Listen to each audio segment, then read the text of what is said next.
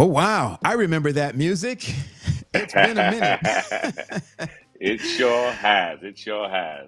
Wow. Good It sure afternoon, has. sir. Happy Sabbath to you, my Happy friend. Sabbath to you. Happy Sabbath to you. So good. I mean, I felt like I was ostracized. I didn't know where y'all were. I didn't know what was going on. What's Oh, going don't on? blame that on us. Don't put that on us. We didn't know where you were too, brother, through all of that. But listen, it is good to see you. And we're still missing somebody today, man. Yeah. This week, I think he's celebrating his anniversary with his bride, Oh, that's a and good he miss told then. us, y'all gonna have to do this without us.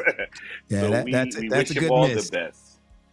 I Yes, we wish him understand all the that Dr. best. Henry is with his. Can I put the number out there? Is that all right? I think Yeah, he's all be right with careful. that. Hey, yeah. Well, he It's can't do it, nothing about it now. That's right. That's right. Unless he shows up in the chat.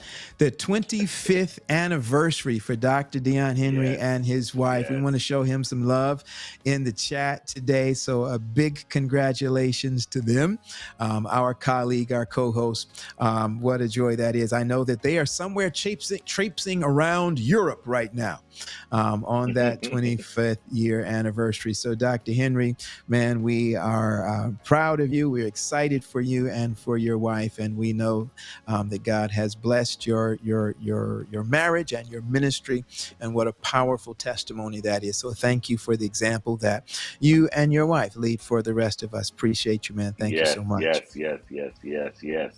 Some of you are probably wondering, where is he? Where the game? Where's Waldo? They're probably trying to figure, where is Wade today? Where is Wade today? Well, Yeah, I because that have the background. privilege. It's not the norm. I have the privilege of attending a young man I mentored and baptized, and he is graduating from Union Springs Academy. And so I made the trek all the way from Nashville up to Union Springs, New York. And we are here. We couldn't miss the show, so we pulled away in a little corner. We're just so proud of Justin Dory Miller, Thomas Good. Miller, as he graduates from high school. And guess where he's coming? I gave it away. He is Oakwood coming. University. There you go. You go. Go Oakwood. Go Oakwood. Oakwood. Yeah, I he almost is. look like the He is. colors in the tie that you're wearing. That blue and gold. Yeah, Yeah. He's coming to Oakwood, so we're excited about that's that. He'll be a awesome. little closer to me, and he's excited about that. So congratulate, and his whole tribe is here. Half the Oh church wow. is just for Justin. I'm surprised. He is so shocked. The rest of the church are other members of the graduating class, but Justin has a good showing of folks who came up to support him. So we praise God for that. That's good stuff. Good stuff. Well, man, I got to shout out my people. Then, my Mm. my church has a church school, and we had graduation for our 8th graders. We had graduation for our kindergartners. We had graduation for our learning center as well, and just how proud we are of all of those kids. And I know all Mm. across the country, Mm. it's graduation season, and so for so many graduates out there at every different level, from the Pastors Roundtable, we just want to say a big congratulations to you and to your families. We know the Yes. hard work and effort and energy that goes into that, the money, the resources, the sweat and the tears, Yes. all of that. So we just want you to know that we appreciate the accomplishments, and we celebrate the accomplishments that you guys have been brought to in this season of your life. And we know that God has some great things ahead of you. I went to our academy graduation down here in Miami Union Academy last week. We had some of our students from my church, A New Hope, walked away with the valedictorian, over Come on. $70-something thousand in scholarships from just one school, Ooh. from Oakwood. Ooh. And then just all of our students together, we were so proud of. I think we walked away with almost $300,000+ worth of scholarships between, I think, the 4 students that represented our little Nice. church down here in Fort Lauderdale. So big shout out to our educational team and what God is doing in those parents and in those homes. So great stuff. Praise God.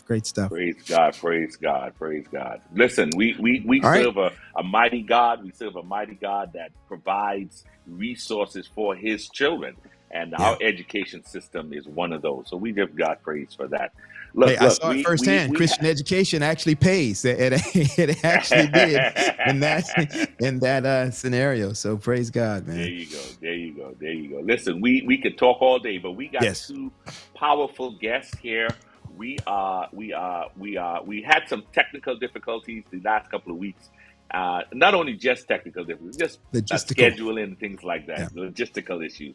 But today we are just so glad to have one of our episodes dealing with conflict and the system, or conflict and policy, and so we are hoping to have conversations throughout this season that deals with this conflict situation. But today we are going to have a conversation on conflict of interest. Oh my. Conflict of interest. Normally, when we talk about this on the board, it's sometimes just glossed over. But today we want to delve into it because it's becoming a very important issue among our clergy, among our churches. And so we're just so glad to have that conversation today. Pastor Paul, tell us who's at the table today. Man, we are excited today to have both of our guests, our alumnus. Is that all right? Is that the right form of the word? PRT Alumnus alums. of the PRT. They have both been with us before, and we are excited to have back with us. Man, I'm going to slaughter our first guest last name. So I'm just going to go with his first name, and I'm going to have him pronounce it for us again when he gets on the last name. I know he's used to that. But Karnik, I'm going to take a stab at it.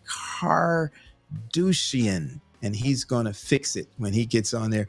But we are happy to have him. He is the general counsel for the North American division, as well as the General Conference of Seventh-Day Adventists. And he is, from what I understand, he has had a whole lot to do with creating the policy, at least at the NAD level, for conflict of interest. So we are really excited to have him on the program with us today and to join this discussion. He is joined by our second guest, who is Elder Jason Tracy. He is also a lawyer. He works in the South Florida area. I've had lots of interaction with Jason Tracy over the years. He has worked for the State Department,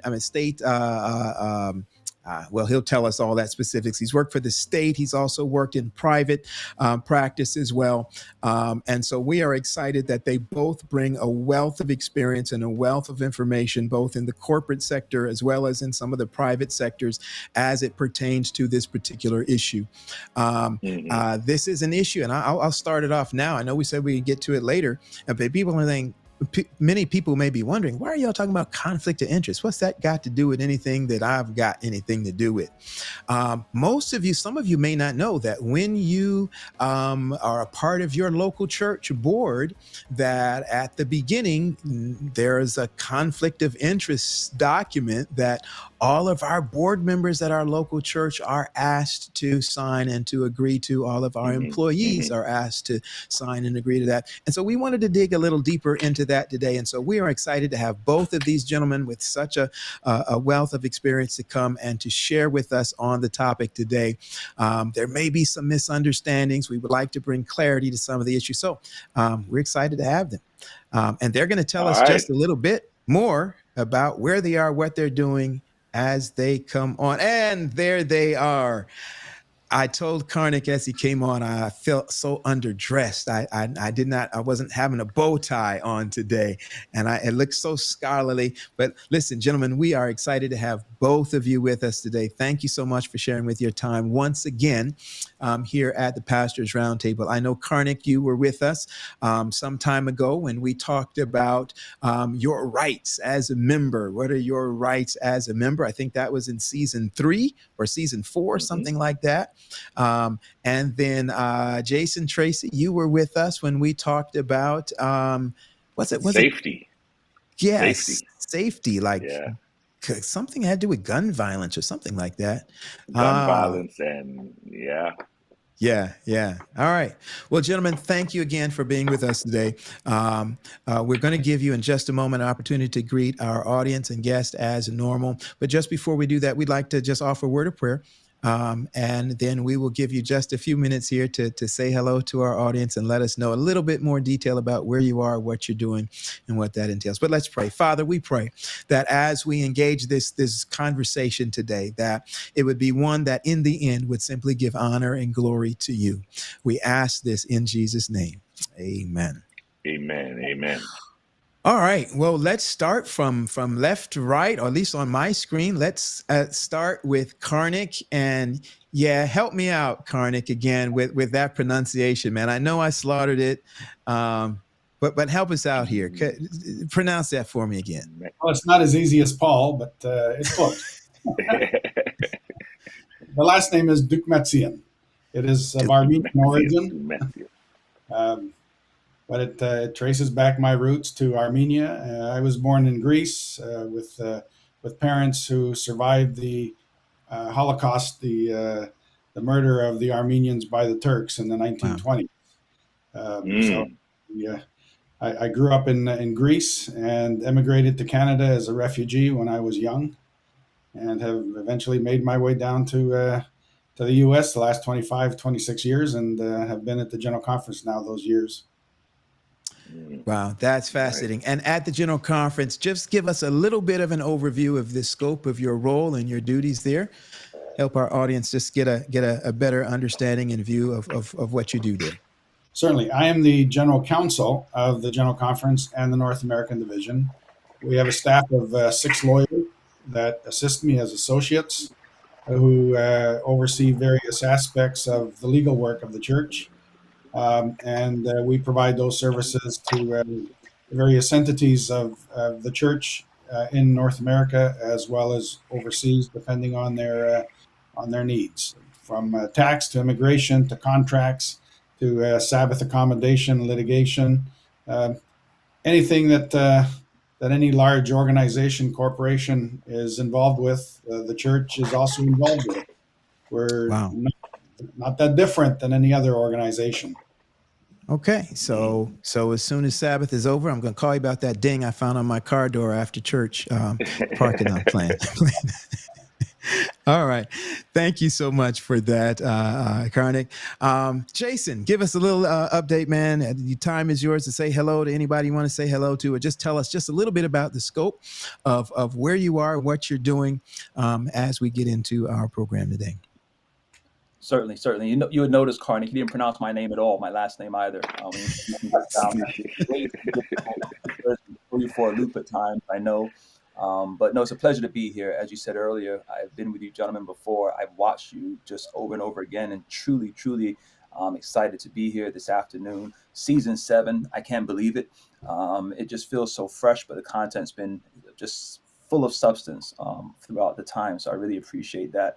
I am currently the chief legal officer for a nonprofit organization that has and handles a contract for foster youth. Those are youth who have been abandoned, abused, and neglected. And so the state has taken those children as dependent upon the state and provide services for them. So I head out the legal department in 2 different circuits and just kind of manage and make sure that those youth's needs are being met as best as possible. You're not going to be able to meet all their needs. Unfortunately, they're taken away from their families, and oftentimes they show up with a garbage bag of items or nothing. And so we kind of work through that. But prior to that, I was a trial attorney for the local county here, did that for a while, and also worked in the public sector as a white-collar crime prosecutor. And then I could go down a list of other things I've done, but more importantly, I serve the church and grateful to do so. I've had the opportunity to work with a various amount of pastors in my time, Pastor Paul being one of them. And I currently serve the Southeastern Conference at large on the executive committee as well, and have an opportunity to just serve in that capacity and hopefully do what God will be pleased with when it's all said and done. So just enjoying my time this afternoon with you gentlemen. All right. Good stuff. Again, delighted to have both of you here. And so we're just going to go ahead and jump into our our discussion today. And I'd like to start, Elder Tracy, with you. If you just kind of give us just an overview in a general sense of the term conflict of interest. What does it mean in a general sense? I know some people aren't particularly familiar with it. I know a lot of HR departments may be familiar with it, but sometimes just your ordinary individual who doesn't have to do a lot with administration or governance in their organization may not really come into contact with the term. So if you could just give us just an overview, a general overview of what that means in the marketplace. So industry standard term used, you're absolutely right. It's used in many different respects. And I think generally you kind of look at it and you examine it from the standpoint of a conflict of interest being defined as a situation in which a person, a personal interest or of an individual or an organizational may have a adverse effect on a duty that is owed in making a decision for the benefit of a third party. So you can have perhaps whether it be an employee, a volunteer, committee, or board member, in our instance we're talking about here, that's responsible for making a decision and on behalf of the church can possibly be a risk at making a decision if it's not viewed as being transparent or being fair because of a personal interest or a personal objective that could possibly be perceived in making or the outcome of that other decision. So it's just the idea of someone analyzing whether there could possibly be a bias as it relates to your involvement in that group or that particular decision. And you have various types. You have a financial conflict potentially. You could possibly have a personal conflict. And you could also have what's called a loyalty conflict. And I think we'll get into that a little bit later as it relates to the idea of conflict of commitment, which is a little bit different, but falls under the same umbrella of the conflict of interest. Okay, awesome. And by the way, to our audience that's watching today, we invite your questions and comments along the way as well. Unfortunately, for today, my system is not where I cannot see your questions or things that come through, but I'm pretty sure Roger can, and so he can pull those on if they come. But Karnik, I'd like to give you a follow-up to that question as well. I have pastored in my career, I've pastored a lot of tiny churches. Like, right, when we start off pastoring, we got these little small churches. And oftentimes it will come up that if you've got two relatives who sit on a church board, almost invariably I will get somebody will say to me, oh, well, they can't be on the board at the same time, can they? Because that is a conflict of interest if two family members are sitting on the board. That's one of the common things that we see. Is that in fact a conflict of interest, or does it create an environment to ask the question, or is that just kind of people are just saying it just because they think they might get outvoted on an issue or something? How does that roll? Well, it's probably a misunderstanding of what the concept of conflict of interest is all about. Regardless of whether we sit on a church board, the board of Microsoft, McDonald's, or a conference committee or union committee, regardless of where we sit, we have fiduciary responsibilities. As members of that board, of that church board, conference committee, whatever it happens to be, we have fiduciary obligations. And one of those obligations is that for us to act in the best interests of the organization. So when we're taking action, when we're making decisions, we have to act in the best interests of that organization. So what that means is we have to subordinate our personal interests to those of the organization, to be loyal to the organization. So when an issue comes up for a vote, say on the church board, we have to make a decision as we sit on that church board that is in the best interests of the church. Now, can a husband and wife get into a conflict over that decision? It may be something they have to discuss when they get home, but as far as their service on the board, as long as they're acting in the best interests of the board, of the church, then there is no conflict. If they start to receive a personal benefit from that decision, that's when the conflict arises. So it's not just that we can't have them on the board because we might get outvoted. They might stack the votes against us. It's if those votes are bent towards them receiving some sort of a personal benefit or interest in that particular vote. Or if they're voting in a way that is contrary to the best interests of the organization, of the board. Let me give you an Got it. example. Wow.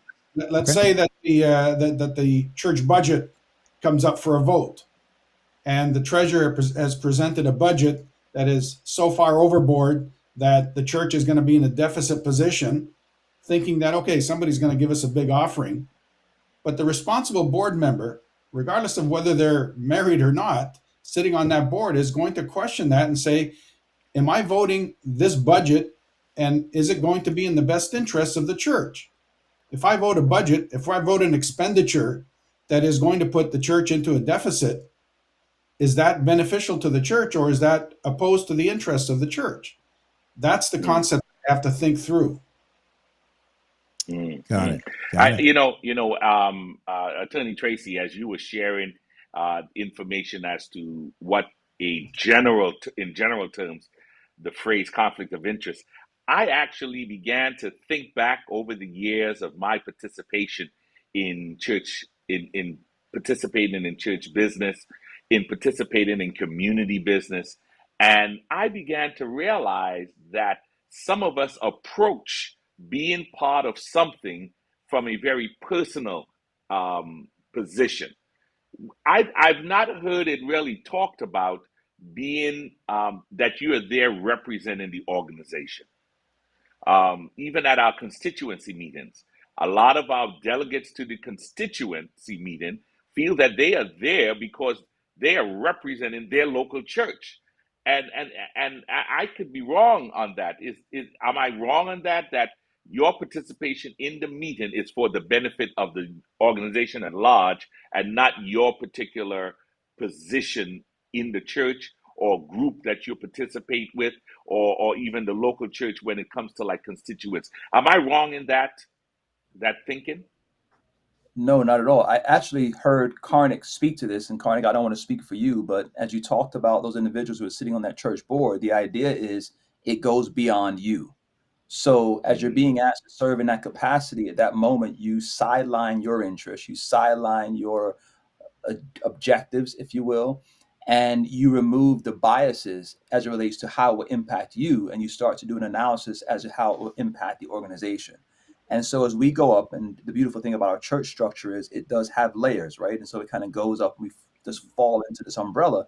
And so as you're going up from one level to the next, you are in fact representing on that level on behalf of those who have actually called and asked you to serve in that capacity, but for the greater good of the organization.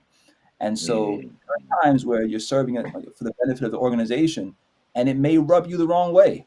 Simple things, you may not like the stylistic aspects of what is being presented, but as it relates to the church overall, this is for the benefit of the organization. And to have those things not come into conflict, it can be very difficult. You could be at war with yourself.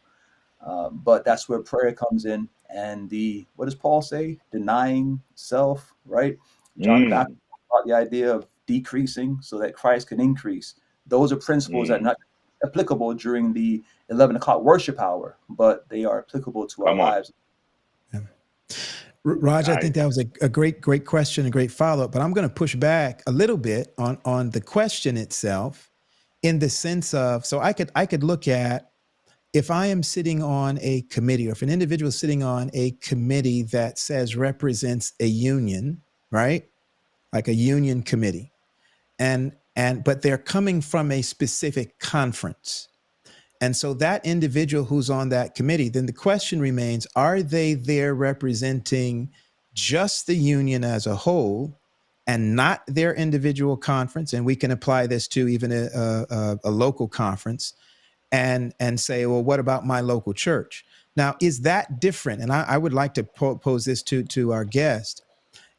If that individual is there and they are speaking to the needs or the concerns of their particular constituency at that particular table, in that context, at a union meeting or a division meeting or a GC meeting, does that constitute a conflict of interest because they are there speaking to the concerns that they believe their field has back home, is that different from a personal interest? Like, I'm going to personally benefit from this decision, as opposed to this other arm or this other leg or facet of the same denomination is still going to benefit from whatever it is I'm trying to advocate for or to push at this level? Are those two separate things? The personal advocacy as for something that's going to personally benefit them, or is it also conflict if they are speaking towards a concern for the particularly augment or segment of the organization that they represent? It is a conflict, period. Uh, It's a regardless of conflict. regardless of what board you're sitting on, you have to take actions that are beneficial to that particular organization. So if you're sitting on the executive committee of the union, for example, and a request comes in from your conference for a $10 million subsidy, you may be very much in favor of that request. But when you're sitting on the executive committee of the union, you have to make a decision based on what is in the best interests of the union. And the union may not have $10 million to give to your local conference. You can't vote in favor of that action because you have to vote in a way that is in the best interests of the union on that board on which you're currently serving. Now, when you go back to your conference, you may very well have a different action that you're going to take. But when you're serving on the executive committee of the union and that action comes forward, you have to take that action that is in the best interests of the union. Okay, so let me make it a little bit more dicey there. So it's not just $10 million for my conference. It's $10 million that will go to either conference A or to conference B. and I'm there from conference B. And so if I vote for that or if I advocate for that, is that a conflict of interest? Or is that one of those votes that everybody from that conference should just recuse themselves from?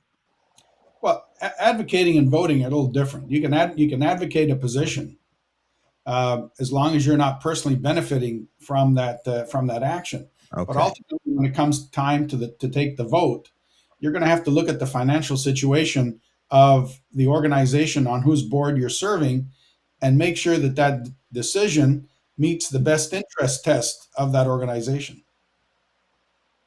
Got it. Elder Tracy, anything to add to that? Yeah, I think that the idea that you're advocating on behalf of the conference and then voting, however you're voting, I think we have to be vigilant as relates to the conflict of interest. It's all about notice and disclosure. And I think that as you're signing those forms, individuals are knowing that Jason Tracy is coming and he's sitting on this particular body as a representative from this particular conference. And so there's no bones about it as it relates to how he's going to potentially, most likely, advocate and most likely vote as well. And so I think part of that discussion for me, where you talk about making it dicey, I think it rubs against the idea of notice and disclosure. And once that entity or that organization notices your affiliation, then I think the discussion grows. Whereas if I sit there unknown as to my affiliation, that's where I think you have a conflict of interest that has not been disclosed, and that can create, I think, further issues down the line. Got you. So listen, go ahead. I think we have to remember that when we say conflict of interest, it's not an accusation. It doesn't imply that our judgment has been compromised. There's nothing inherently wrong with having a conflicting interest. The issue is how that is handled. That's the bottom line. I think that is very much that's the key. I think we have been taught that there is a conflict. I think that word is the trigger. So conflict means there's a fight, there's something about to go down. we gonna make it happen. Shouldn't exist.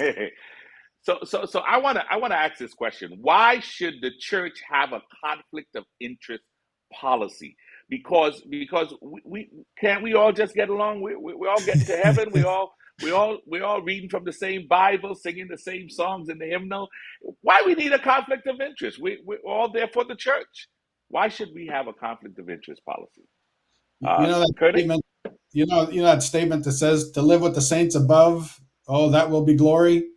To live with the saints, Yes. well, that's another story. All right. My. And we have a My policy goodness. so that everybody understands what the rules are, what the game plan is. Because if you don't have a policy, they're going to say, "Well, nobody told me that. I didn't know that." Whereas if you have a policy, at least you could educate based on that policy, and everyone can understand where the limitations are, where the restrictions are, where the allowances are, and what their obligations are. Okay, so I see Gene in the chat. I'm not going to speak directly to what he's saying, but he is talking about the conflict of interest document that we sign as denominational employees. But as a church member, or even a church board, are we to be concerned about a conflict of interest policy? Should churches have conflict of interest policies, or accept what is handed down from the organization above? Well, the North American division has a conflict of interest policy, and perhaps we can share the screen and I can go through it and then try to answer Gene's question. But Okay. the division working policy is in three parts. The first part talks about a conflict of interest, and it defines it as any circumstance where an employee or volunteer. So that covers all of us, whether we're employees, Mm. pastors, or we're volunteering at the local church or on an executive committee. By virtue of financial or other personal interest, may be influenced or appeared to be influenced by any motive or desire for personal gain, tangible or intangible. So here's the criteria. We're being motivated by a personal interest. So I'm appearing on this program today, and Roger, when we're done, I expect my $2,000 check because I'm appearing on this program, right? Well, Mhm, no, mhm, what this policy says is I can't accept that gift because this is part of my job, part of my responsibility mm, to educate. And I feel this is education. So for me to accept anything other than what the authorities define as a de minimis gift, gratuity, honorarium, and de minimis, the auditors have defined as being anywhere from $50 to $100. Anything What? beyond that is unacceptable. Now, if Oh I were my. working, if I were working for the federal government, or as Jason worked for the local government, I could not even accept a meal that somebody else was paying for. Mm, Why? Because there's mm, a potential that I might be influenced by receiving that meal. I might be influenced to vote in a particular way, or for my judgment to be clouded by having accepted even something as small as a free meal. Now, the mm, goes on. The second part of it talks about a conflict of commitment. We've talked about a conflict of interest. There's also a conflict of commitment. That is where our responsibilities as employees are affected by outside or other activity, other employment, so that it interferes with our responsibilities. In other words, my commitment is to my employer. As a pastor, your mhm, commitment is to your employer. If you're going to carry on an activity that interferes with your responsibilities as a pastor, or if you take on, for example, a job that you work from midnight to 6 a.m., well, you say it's not office hours, it's outside my areas or my hours of responsibility. But if you're dead tired at 7 o'clock in the morning because you've worked all night and you can't carry out your responsibilities that you're paid for by your employer, that's a conflict of commitment. And so the policy says, no, you can't do that. That's a conflict.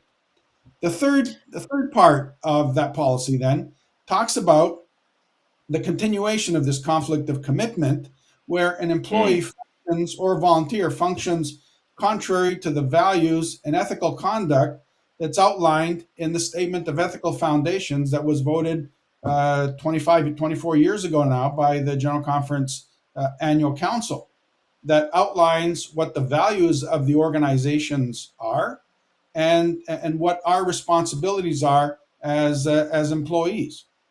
The policy then goes on to give some examples of what conditions constitute a conflict. such as engaging in outside business or employment that encroaches on our call for full-time service, or engaging in a business with someone who is a supplier of goods and services to a denominational organization, accepting or offering gratuity or favor other than a de minimis value, or even using our connections within the organization, information that we receive because we happen to serve on the board of an organization to secure favors or employment for one of our family members. So whenever we use our position to further our own interests or to further the interests of one of our family members, the policy says that's a conflict of interest. I'd like to back up just a little bit because I got questions. Can we go back to the first slide? And I'm going to I'm going to push some envelopes here. I hope you're ready, Karnik and Jason. I hope I don't throw you much. Okay, so when I read this statement, this sounds crazy to me. It sounds crazy because it just seems like it's like it seems like it could cover anything that you want it to cover, right? So let me give you an example. So it says conflict of interest shall mean any circumstance under which an employee or volunteer, by virtue of financial or other personal interest, present or potential, directly or indirectly, may be influenced or appear to be influenced for any other motive, et cetera, besides the well-being or other the success and the well-being of the denomination. That seems like, and help me out here, that sounds like if and as pastors, we get moved from district to district. If I keep my house, right, in the district, I don't sell the house, can't sell it, the house that I moved from, and I want to use that property, that home that I was in, as another income stream, right? I'm renting it out.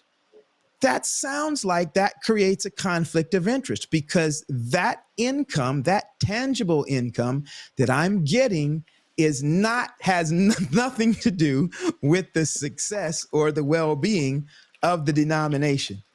And you could go on and on and on. The wording of this policy seems like it could apply to almost anything that I do, or what does it say? When that phrase, it says directly or indirectly. What does that mean? Does that mean if my wife has a house, or my wife has a different income, or my mother or my child or whatever?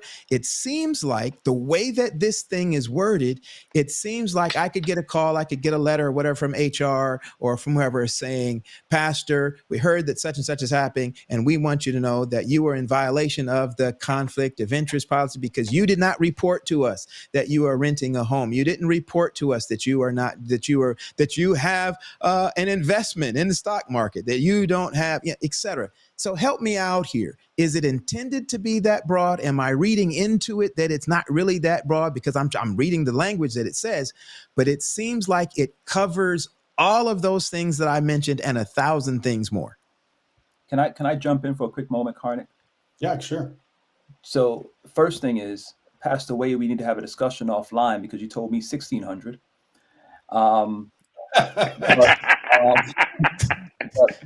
But what I want to he do, was not supposed to disclose that conflict. and that goes right to my point. When I was working at the state, each year we had to do the financial disclosure forms or affidavits. And on those financial affidavits, we had to disclose property owned, we had to disclose financial interest, things of that nature as public servants. The challenge here, and I know that the quote is now removed from the actual screen, but it talks about shall have a conflict if these situations may occur, you may have a conflict if these things occur. The idea is, it's not that you would get a letter for having a conflict. The larger challenge is you receive a letter for not disclosing the potential conflict. And I use the word potential again, potential conflict.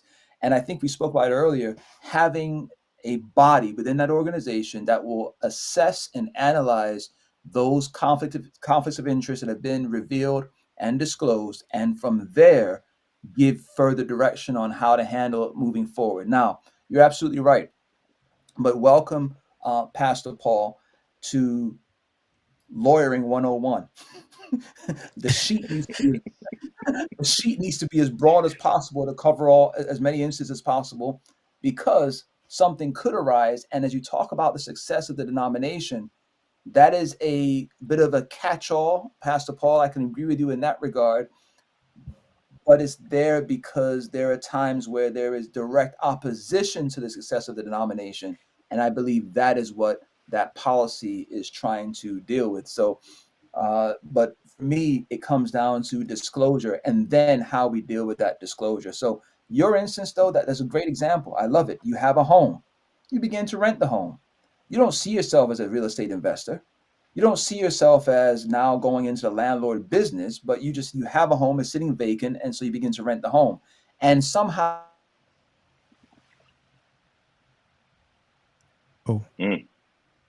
Okay.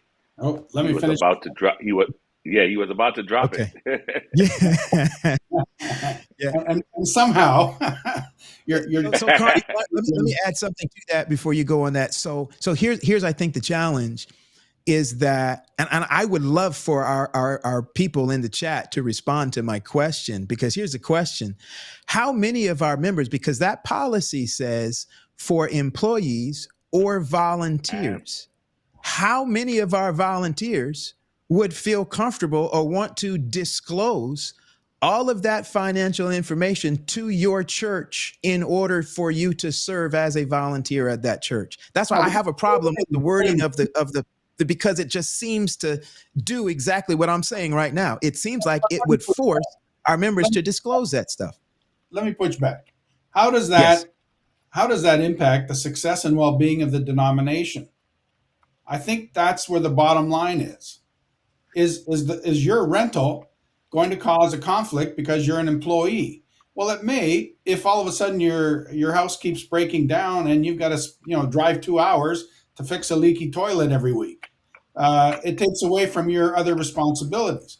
As far as a volunteer is concerned, no, they don't have to disclose that because their role is limited. It falls to the issue of what functions do I serve in my service to the local church board. When they complete the statement of acceptance of the conflict of interest, there is opportunity for them to disclose where they do have these conflicts. Some employers have said, as a general rule, that some things, even though they may be considered to be conflicts, we don't consider them to be conflicts. For example, you're paid as a pastor to preach sermons. Every week you write a sermon. At the end of the year, you've got 52 sermons. You call up Pacific Press and you say to Pacific Press, hey, I've got this great book. It's got 52 sermons.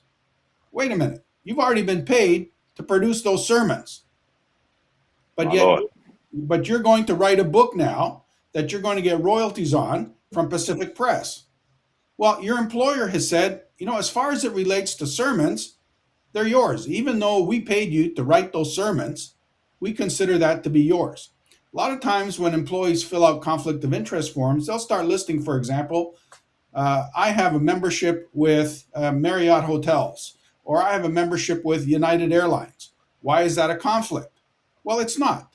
Your employer has said the points that you receive from frequent hotel or airline points, you're entitled to keep those. So that's not a conflict per se. Where it does become a conflict is when I fly United and I'm paying twice as much than I would have paid if I had flown Southwest. You see where it becomes a conflict? Because I'm looking to get my points on United, and so I have spent extra money of my employer rather than flying on a cheaper airline. So there are permissions that the employer has given that would have been conflicts, except for the fact that they've been waived by the employer. Yeah, well, here's the pardon the pun, I can't resist it. Here's the conflict that I have with that, is that I don't see that which you just verbally articulated in the written policy. It's not there. what I see as the policy in print and on paper seems to cover any and everything, those things that I articulated. Something as simple as having a YouTube channel. I have a YouTube channel. It said, can you put that back up for us, TJ? That the policy again, the first page. It says present, personal interest, present or potential. We are here on the Pastors Roundtable. We get to the point where we are monetized and there's money coming in and whatever. That's a financial potential for us right now. And that would suggest in writing that this is a conflict of interest. That you have to disclose. That I have to disclose. Right. And now we've disclosed we're actually streaming on our conference channel. So we know that is disclosed and everything, that we're aware of that. However, without the verbal, yes, this is okay. If I just come and read the policy suggests that something as simple as this is something that would stand in violation of this policy. And so I guess the conflict that I have is that this policy just seems to be so overarching. It encompasses anything that whoever is interpreting the policy wants it to cover. But that's what Jason was saying earlier on. That is, you have to disclose. You have to disclose. Okay. Yeah, Okay. I think the key is And Roger, most conferences are required to have committees in place to review these conflict of interest declarations. Determination whether or not your disclosure needs to be dealt with, whether or not they give you permission to continue with your conflict, or whether or not they tell you, sorry, this conflict cannot continue. Okay. Now again, I think y'all are hitting it on the head, because we have focused more on the conflict than on the disclosure. We have spent more time dealing with trying to identify what the conflict is, as opposed to identifying the fact that we need to do the disclosure. And this idea of a disclosure committee, that's brand new to me. Yeah, and Raj, if I could push it, I'm going to get out your way because I think you have the next thing that's coming up.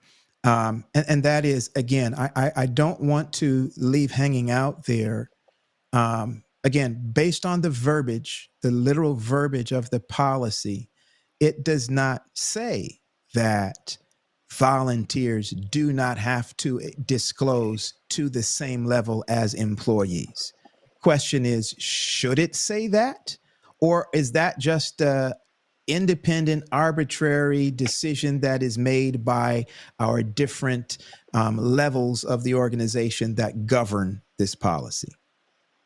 Well, I think if you look at the statement itself, that volunteers and employees have to sign the statement of acceptance. I don't know if we have a copy of that to put up.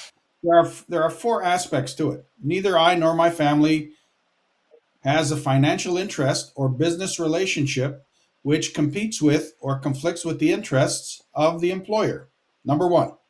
Number 2, neither I nor my family have a financial interest in, nor am I or have been an employee, officer, director, or trustee, or receive financial benefits directly or indirectly from ownership in an entity that has been doing business in competition with my employer.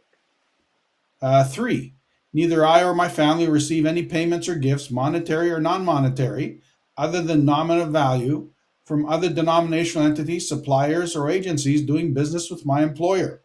And Elder, just for the layperson, they're not reading employer there; they're reading church or organization, right? Okay, Exactly, absolutely. Mm-hmm. And then finally, the last one: neither I nor my family serve or have served as an officer, director, trustee, or agent of any organization affiliated with or subsidiary to my employer or the church in a decision-making process involving financial or legal interests which advance my employer's interests. So there are very specific things that you have to disclose. Okay. So just a few things, and I know that we're trying to move on. It would behoove us in our local churches when providing that document to volunteers to have someone explain that document to them as well. Yep. Because, and obviously today is very helpful, but many have signed and moved on from those documents without fully appreciating what it is they're signing. And again, the idea that we're going through today, and I think we'll maybe touch on it a little bit later, there are two issues for me at the forefront of this discussion. The first one is a conflict of interest, and the second one is a conflict of commitment. And I think that the issue that we talked about, when you hear the word conflict, it automatically creates this sense of you're in breach. But I think that is probably more appropriate when dealing with a conflict of commitment. You start having to weigh, are you spending enough time? Are you performing your job duties, things of that nature? But the conflict of interest is perceived, is potential. It is as we would say, the appearance of impropriety, not necessarily impropriety, but perhaps the appearance of it, or a bias. And those things need to be analyzed and assessed and have some discussion. So there should be that body in place. I saw a question come up that someone asked, what happens once a disclosure has been made?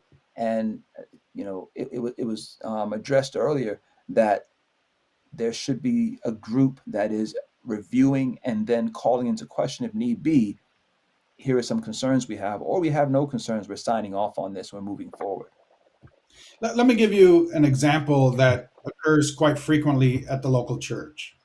We're sitting around the table discussing a variety of different issues, and we need to get some work done at the church, whether it's to replace the roof, repave the parking lot, or you name it. One of our board members is sitting right there, and he's a contractor. He does concrete work, or he does paving work, and we all know that. And he says, "Hey, I can do it. I'll give you a price. I'll give you a fair price." And while the discussion is going on, he sits there and doesn't move.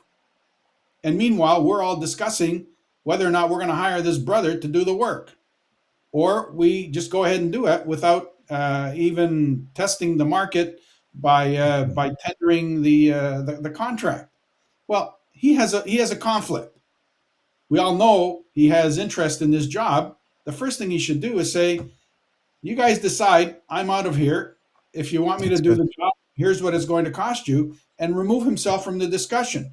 By being in the room, he is able to influence. We're not going to take a decision against our brother if he's sitting in the room. He's also going to say, "I'm the best in the country. No, trust me, I'm going to do the work for you." And that's fine until we have a problem. So when we have members who have an interest in doing work for the church and they're sitting on the board, this policy says that they ought to remove themselves from the discussion. Don't vote. Don't be involved in that discussion. Otherwise, that's a conflict. And that's really where the frequency at the local church tends to be, is local church members being involved in a business that is going to provide a service, but yet they're in the room when the discussion is taking place. The rest of the group feels somewhat confined because he's in the room, and they can't be honest in taking the action. And so that's how that conflict arises. Listen, you just brought up something. I know we got to go to break, but you just brought up something. In our church, in our conference levels, our presidents are the chairman of the board, and they are the chairman of the executive committee. And yet still, everything that happens at the executive committee, it's referenced back to their leadership or what they're doing, the treasurer, the secretary. And they're in the room. They're in the room while we're discussing all of that. What you just shared with me kind of puts a light on the fact that that's a conflict of interest in even how we operate our executive committees. Am I right? Am I wrong? Am I reading If my that president right is watching, I had no conference with Roger on this question. I had nothing to do with it. Roger, you're absolutely right, except for this. Come on. The denomination has said that on the ecclesiastical side of the church, that is acceptable, except where the president is so involved or ingrained in the issue that's being discussed that he can't remove himself from being a fair chairman. At that point, he needs to step aside as any other member would. And if he wants to discuss an issue, he goes to the floor and discusses it from the floor, not as the chair. Where it is different is on the institutional side.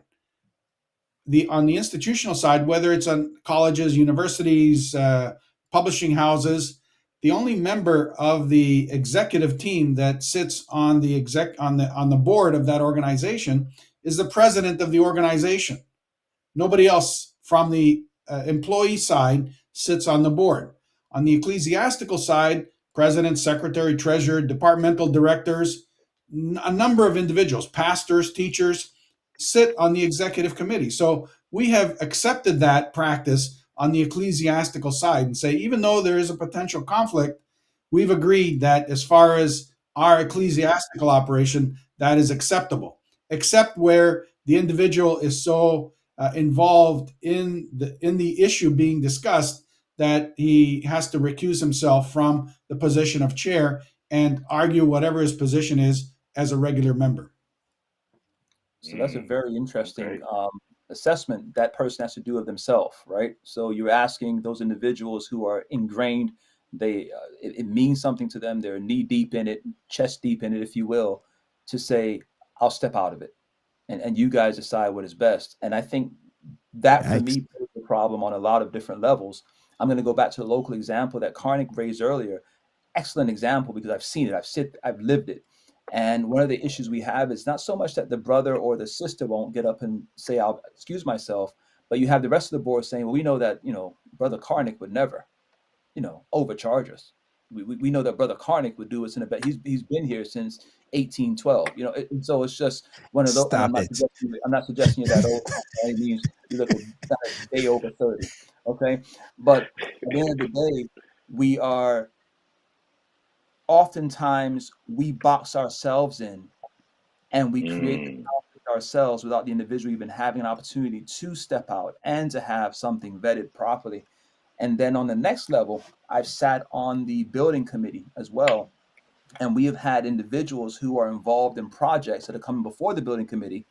And those individuals who are sitting there, whether it be general contractors or whatever services they're providing on those specific projects. And the idea is, it's a good thing we have brother so-and-so who's doing this or sister so-and-so who's doing that, because they were able to help save this project. And so again, there's a conflict there because there is a pecuniary interest in that particular project.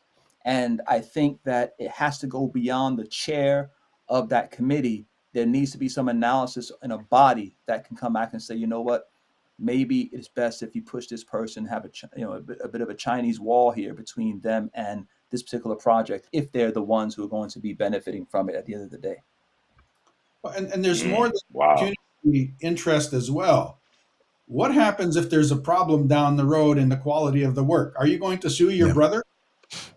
So you have to take all that into account and understand that, okay, if we take this person on and he's going to do the work for us, if there's a problem, we've got to keep our mouth shut. He's not my brother, he's my cousin. So he ain't heavy. Listen, we're gonna ask you to just sit tight 1 second. We're gonna ask our viewers to just hold on. We're gonna take a quick break and come right back into this conversation. I think I dropped a little bomb there, Pastor Paul. Yeah. Hey, listen, I am so glad, Pastor Wade, that our guests have been willing to come today. This is it's a great conversation that I think that we are all learning through. And if you are just joining us, we have with us today Karnik Kardudzian, I hope I got it closer that time, Jason Tracy, both of them lawyers. Karnik is the general counsel for the General Conference, as well as serving the NAD in that same capacity. We're talking today about conflict of interest policies that are relevant both to what we've learned today, both to employees of the church as well as to volunteers. We spent the first half of our conversation today speaking mostly about how it applies to volunteers. I think in the next segment, we're going to begin moving into how it impacts at least some of our employees as well.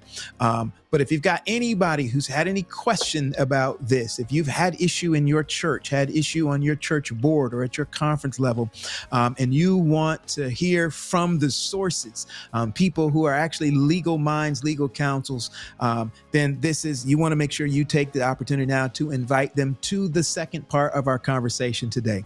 Again, Roger, we want to welcome folk to Pastors Roundtable today. If they are just joining us, tell us just a little bit more about how people can find out more about not just this episode of the Pastors Roundtable, but about previous episodes of the Pastors Roundtable. Listen, as you can tell, we don't hold back. We try to get the information that's relevant, resource, and real to you there. You can go to our website, theprt.live. You will have every episode that we have had since season 1 available to you. You can watch, you can learn. We have talked about topics that dealt with structure, topics that dealt with ministry. We have talked about our church opportunities, rights that you have as a member, how to connect with these things. We have gone the gamut, and today is just one more opportunity you are finding out on how to operate within the Seventh-Day Adventist Church particularly, but any church that has some kind of governance. This information is very relevant. All right. Again, we invite you to invite some. Dr. Henry is not with us today. For those of you that join us late, you know that there's normally 3 hosts. Dr. Henry is celebrating his 25th wedding anniversary, traipsing around somewhere on the planet, somewhere off the continent, somewhere. But we wish him well. But he normally at this spot does what, Pastor Wade? He's asking folk to do what right now? He's asking them to share, and share, whether you're on Facebook, on YouTube, like and subscribe. You want to make sure that you're getting all of the information about Pastors Roundtable so that you can be relevant, resourced, and real. That's right. So once you go ahead and share the stream, if you're on Facebook, and listen, just interacting with the stream, and you type a question, you hit that thumbs up button on Facebook. Even if you hit the thumbs down on YouTube, that helps. So just help us out. Make sure that you interact with the feed, that you share it with somebody, and we'll be grateful for your participation in that. Are we ready to bring our guest back and hit this second leg? Yes, all right. We are ready to go. Thank you for taking a breath. I know you probably got a drink of water. You're ready to go. But before we jump into the next question, Pastor Paul, I noticed that Stephanie Scott, who is part of our team and also one of our authors on our comments, she asked this question: can policy be made that organizations have a disclosure committee? Because as you were sharing it, Connick, that is not something we see in the document. No, but it is in the policy. The North American Division policy has a requirement that organizations, conferences, unions have a review committee that reviews the conflict of interest form once it's filed. So can a church have something like that? Absolutely. Absolutely. Awesome. Okay. A little historical context. We talk about this conflict of interest policy and how it came about. It really got going back in the early 1980s when the church in North America got into significant financial difficulties because of a pyramid scheme that a particular individual started promoting, that pastors and church leaders became involved with. They started associating their name with the scheme. They benefited personally. And in the end, the church lost significant amounts of money that were invested with this individual that eventually were lost. So the policy came out as a result of this particular series of incidents. But it seems over time, 40 years have now passed, we don't learn very much, because I keep seeing this repeated over and over again, where our pastors use their position, or our church members use their positions to endorse or promote a business of our family members or somebody else, and we're getting a little kickback on the side because somebody's investing their money into this pyramid scheme, as we've recently seen in some of our churches. So 40 years have passed, but we haven't learned that we shouldn't be using our position to endorse Mm. or promote a particular business that may end up hurting our church. Yeah, I think, Karnik, that's a great point to highlight, and I don't want us to fly by it. Is that the policy, then just giving us the history on the policy makes it sound like this is not just a policy that is designed to protect the structure or the company of the church, the legal structure, but it's also, it sounds like, was designed to help protect members as well. The individual, not just the corporate entity, but also it is something that helps protect individuals from things like what you just described to us. And I think that's an important point, I think, for our audience to make sure that we understand that part as well. Yep. So I'm glad you brought that up, Karnik. I mean, just over a month ago, we saw that happen again. So we're, you the reference to the historical point. It happens again here in South Florida, where there's a lawsuit filed, federal lawsuit, and it names, again, denominational workers in that lawsuit as it relates to that type of fraud scheme that was taking place. So I think if we could, and I saw someone brought a comment up saying it shouldn't be that hard to have these conversations with our members, right? As it relates to conflict of interest, step out of the meeting, or you need to disclose, whatever it may be. And I think if we can continue to keep our eye fixed on the reasoning and the rationale behind why we're doing what we do, as opposed to just fill out this form, turn it in, the conference needs it. I think that type of just teaching moment and equipping individuals with information will serve us much better and much longer and help us to avoid some of these pitfalls that come up along the way. Absolutely. Oh, did we lose Anselm? Oh, there he is. Okay. Awesome. So Anselm, you have the green light. Yeah. Okay. All right. So green light. Let me find where we are here. All right. So here's our next question, guys. And I want to direct this one again to start off anyway with Elder Tracy. Actually, I if I may redirect, I'd like to redirect this to the denominational guy.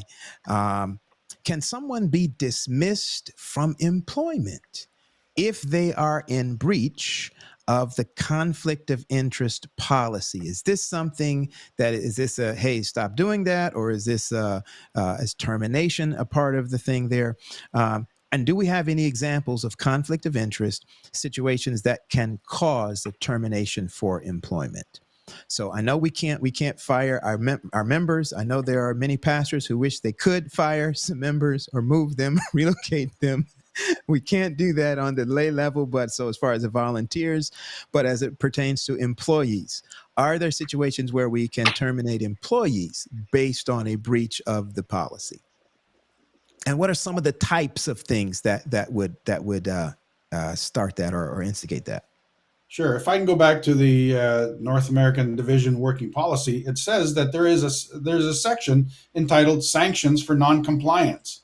And noncompliance includes a failure to comply with the policy, accurately reporting disclosures on the form, or complying with decisions that the organization makes, the employer makes.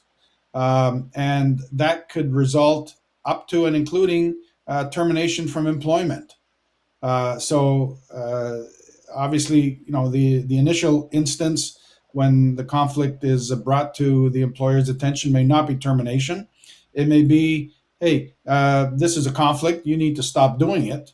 But if the employee refuses to comply, refuses to follow the direction of the employer, it could lead to termination.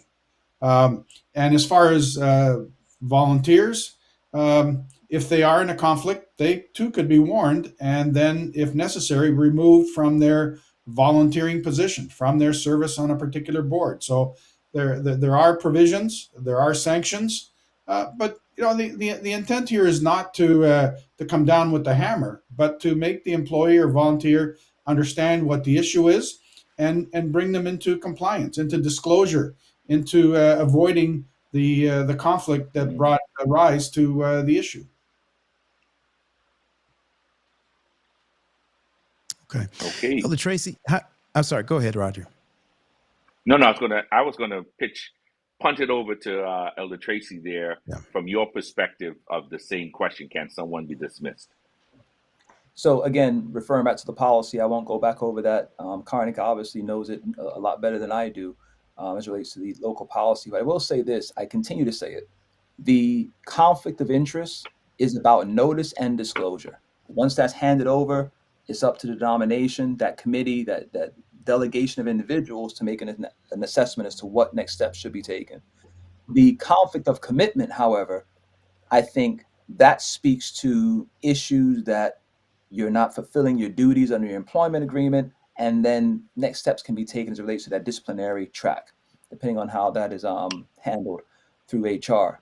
Going back to the conflict of interest, however, let's say, for example, Pastor Paul, Pastor Wade, and Pastor Henry disclose that they have a YouTube channel that they dedicate time to every other week or so, and they discuss issues relevant to our membership. Okay, not in competing. It happens off of the pulpit hours and all that other good stuff. Then all of a sudden they hit 10 million subscribers, and now YouTube Come says on, we want speaking we into wanna- existence. Share. Let me stop. Correct, exactly.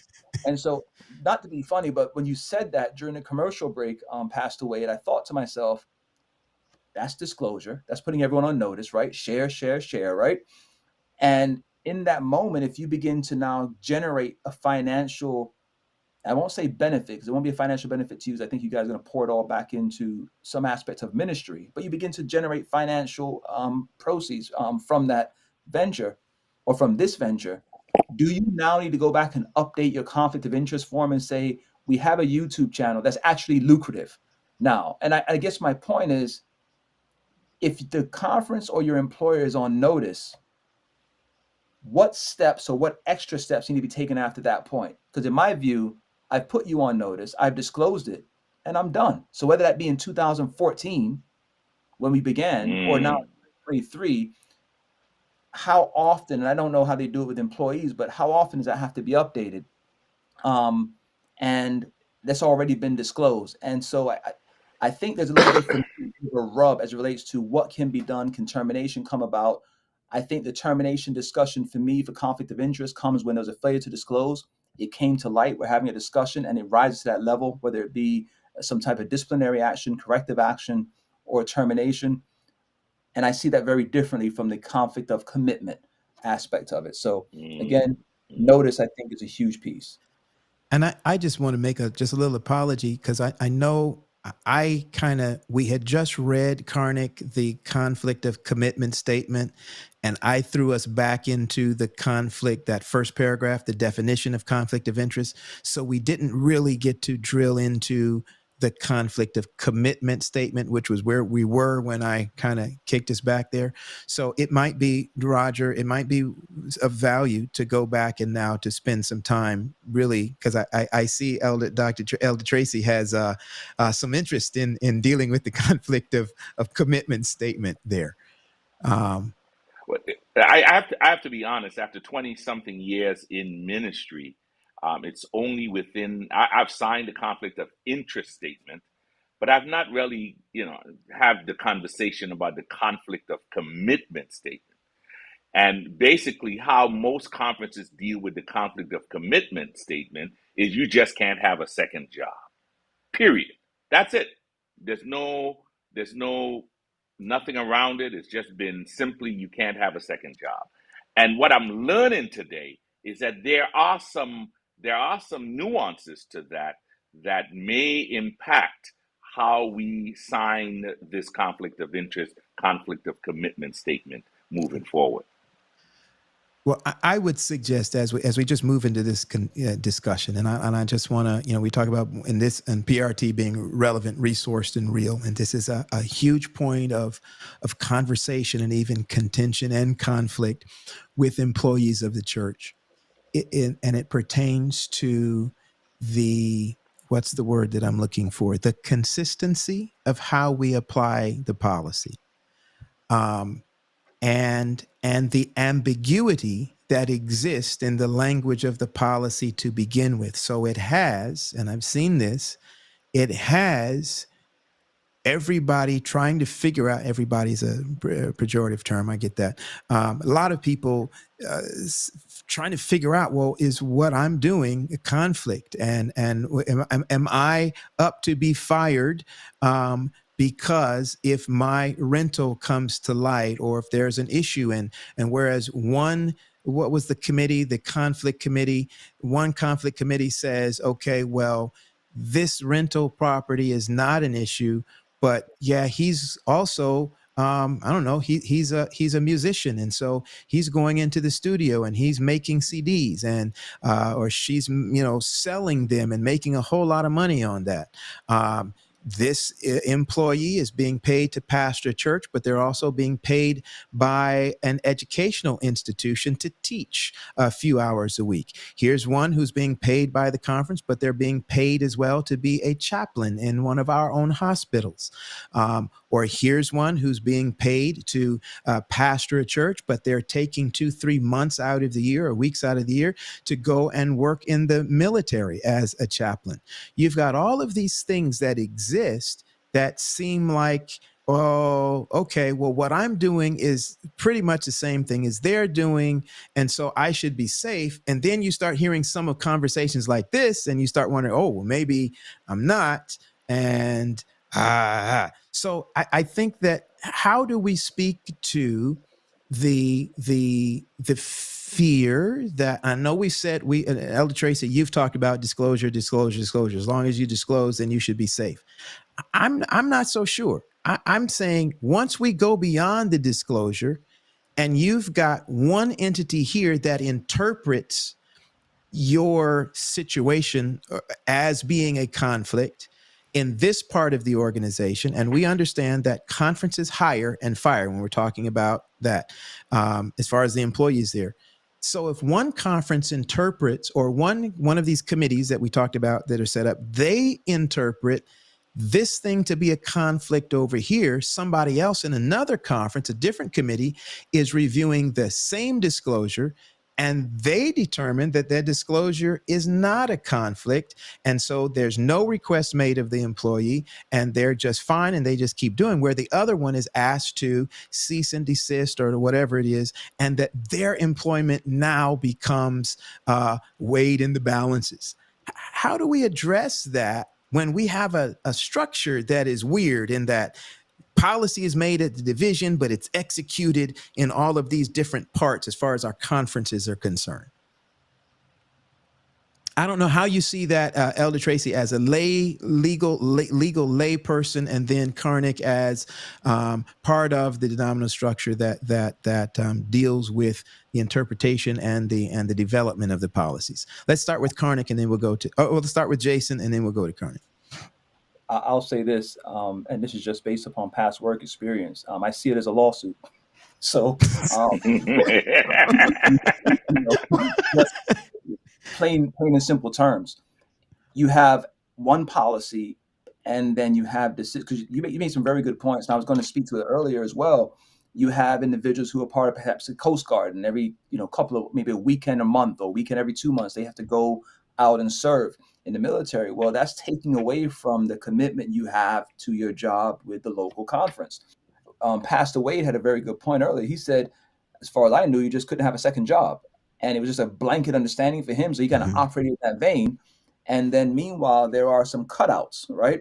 There are some, you kind of carve out this exception for chaplaincy. And okay, well, I'm working with the Adventist health system, so maybe that works there. Well, what if I'm working for a private institution, or another type of medical facility that has nothing to do with our denomination? Does that still fit? And so there are all these situations that arise. And for me, it spells similarly situated as my comparators. And I start looking at those comparators and start asking the question as to whether I'm being treated differently on the basis of whatever those protected instances are than my counterpart. I would be careful that if we are going to go down this road and say there is a conflict of interest or a conflict of commitment, and I'm going to try and use that as the basis and use those as the guideposts to say your employment is now in jeopardy, and or you're going to be, whether it be disciplined, whatever it may be, then I need to make sure I can do that across the board. And if at any point I have to stop and I go across the board, I need to reevaluate how I'm applying, how I'm implementing these things. And for me, it goes back to the same instance as it relates to the chairperson of those different committees or boards who's able to get up and say, I can't serve as a chairperson because I have such a vested interest in the outcome.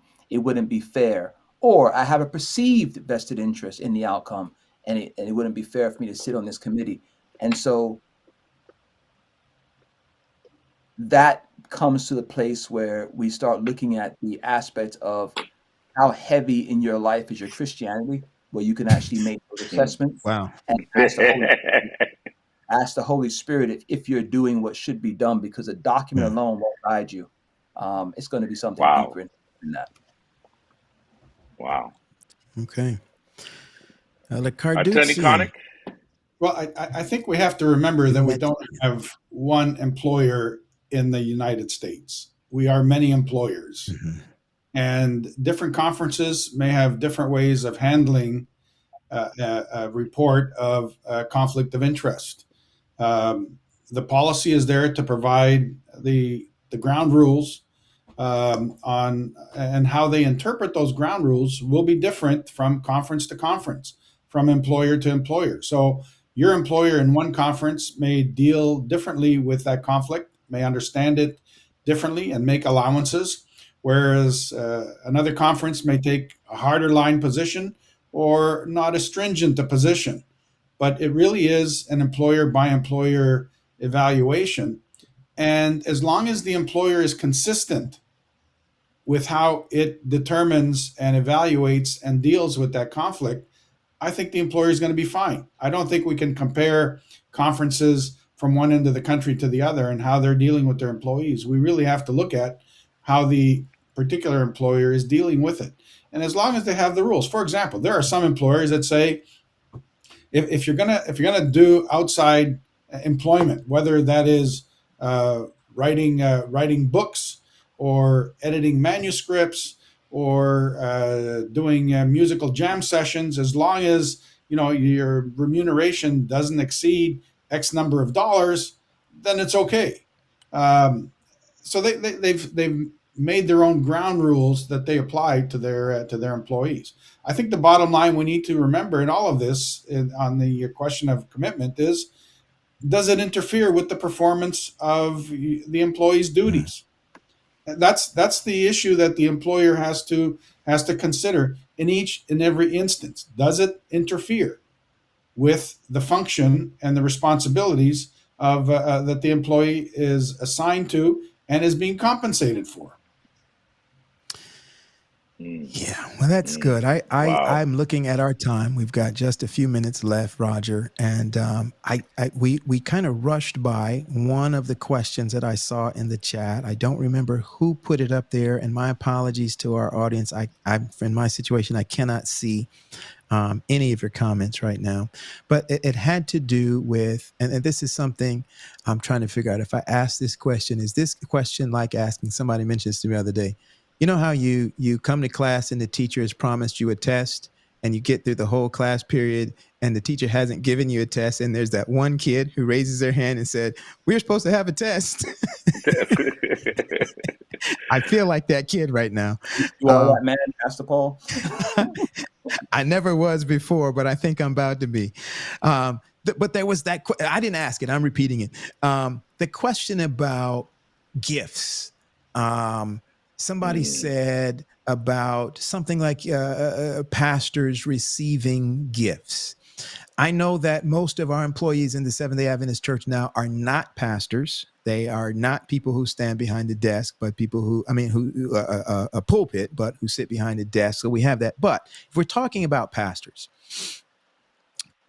a lot of times you go to a school and you do a graduation, or you go to a church, and I know plenty of friends who have said they've done a week of prayer and the church wanted to say thank you. Not only did they put a honorarium in their hand, but they bought them a set of golf clubs. Or the church wants to send the pastor and his wife on a honeymoon, not a honeymoon, or what do you call it, an anniversary trip. I do not believe that's what happened with Dr. Henry. So y'all don't. That's not his situation. Hey. But yeah, church is gonna come up with $4,000 or $5,000 to send pastor and his wife on an anniversary trip or whatever. Oh, and look, there's the time, ladies and gentlemen.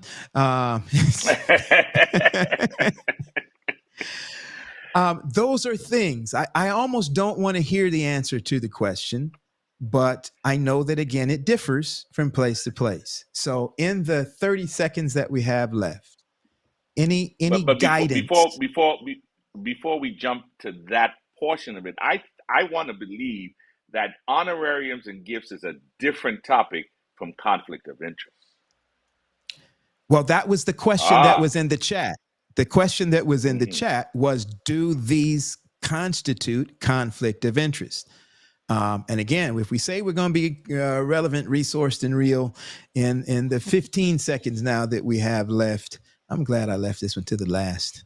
Well, but look, any thought from either of you on that? Let me jump in, because that form that you sign every single year says neither I nor my family have received any payments or gifts, monetary or non-monetary, other than of nominal value. Well, you sign that form every year. What is nominal value? You ask the IRS, they say $100. You ask GCAS, they say $100. You ask North American Division, they may say $200. What is nominal value? It means minimal, de minimis, small. $5,000 to me is not minimal. Does the policy give any directive as to who interprets the term nominal? The policy does not, but the North American Division has released guidance on what, and the auditors, GCAS auditors, have also released guidance on what that term nominal means. Anyways, that's a long topic for another day. Yes. Let me just summarize in 4 bullet points the 4 basic rules. You define the conflict. We talk about the policy. We circulate the policy. We educate on the policy. For the individuals, declare by submitting that annual form. They declare if there is a conflict. For the organization, they make a determination when a conflict of interest is present. They get to decide. But finally, and at the end, we have to document. It's not just enough to do the first 3, but we have to document. Because if a person does disclose that they have a conflict and it's not recorded anywhere, when the issue comes up, how do they defend themselves that say, yeah, I raised that issue. Don't come to me now. So always make sure that that is documented. When a person declares a conflict and leaves the discussion on a board, make sure that's documented in the minutes so that the minutes reflect John Doe left the discussion, so that the minutes don't reflect that, well, we don't know what happened to John. He was supposed to be here. He's here. The minutes say he was here, but yet, we were dealing with his conflict. So document is also very important. Good. Gotcha. Good stuff. Yeah. Well, let me say my say then, and I'll kick it to you, Raj, and let you kind of wrap us up. Just again, a very special thank you to both of our guests today. We always enjoy having you both on the Pastors Roundtable, at the Pastors Roundtable. I believe that our audience has had, somebody said, can the pastors unionize? I believe that this has been a good introduction to those of our audience who may not have been familiar with it. And so it kind of whets the intellectual appetite to try to figure out some of these things. I think some, particularly in our local church, have learned some things about conflict of interest and how it works at the local level. Again, thank you both so much for the time that you spent dealing with us with this topic today. I have issues still with the wording of the policy. I will send my edits to you, Karnik. But I think it would be, I would be very interested to hear, once our audience gets to hear or spend some time, I would love to hear some of your feedback, because again, as a pastor, when I have this document to give to my members or to my board members and say, you've got to sign this, I've never had any success whatsoever with that. It would be and partially because I did not know some of the stuff that I learned today. And so that was hugely helpful to me in being able to now stand in front of my folk and say, yes, here's some of the rationale. This is what this means. So again, this has been very valuable information today. Thank you so much for both Karnik and Jason. Jason, I will not say your last name since I can't say the other one either. But again, on my behalf, on behalf of Dr. Henry, thank you so much. Roger, you can take us out, Doc. Listen, I want to add my congratulations and thanks for what I learned today. And I know so many others are in the chat. I believe those who'll be watching this in the replay are going to have questions, add things. You have been, I can't even put a term on it, for what you have done for our church today in sharing this information, the perspective, and the information that has been here. So thank you so much for being a part of that. To our viewers who have watched, please again share. I may be in conflict here, but share this show with those who need to understand what's happening and what's going on. As you hear things happening in our church, you will actually begin to be able to speak intelligently as to how things should be dealt with. And I thank these two gentlemen, these two lawyers, for their insight into what we have heard today. So, on behalf of our team in the background, TJ and Stephanie and DJ, John, Steph, and John. we thank you. We're not going to thank you on behalf of Dr. Henry. He's enjoying himself a bit too much today. We're going to hear the stories later on, but we're just so glad that he actually had part in preparing us for this show. We all here, the Pastors Roundtable, are excited to partner with you as a team. Now, I just saw the email. I just saw the text. We want to remind you that for the next couple of weeks, we will not have a show because of camp meeting schedules. So we are going to take a quick break. We'll be back in July because right now camp meeting is going to take precedent, and we do not want to be in conflict. I'm putting my new knowledge to work here. We don't want to be in conflict. Last camp meeting, my president was with us on the Pastors Roundtable during camp meeting, so we were not in conflict. That's right. But this year, yeah, that's last time. But this time, we want to make sure that we are not in conflict. So, thank you again for being a part of Pastors Roundtable today, where we strive to make ministry relevant, resourced, and real.